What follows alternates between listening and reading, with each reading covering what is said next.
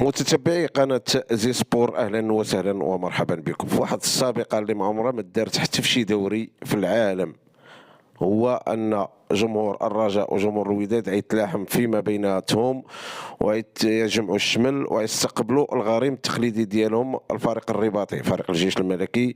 غادي يستقبلوه لنبذ باش ينبذوا شغب الملاعب وهذوك الشجارات اللي كانت بيناتهم والمشاكل، وبغاو يبداو صفحة جديدة.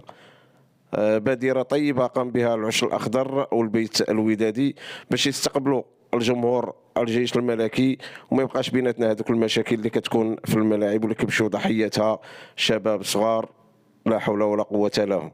هذا ماتش ديال الكرة كيسالي بثلاثة ديال الاحتمالات، فيه الربح وفيه الخسارة وفيه التعادل.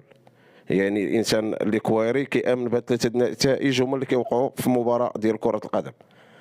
فكنشكروا جمهور الرجاء البيضاوي، كنشكروه على هذه البادره، وكنشكروا فريق الوداد البيضاوي، وتحيه طيبه لكم متتبعي قناه زي سبور، وشكرا لكم.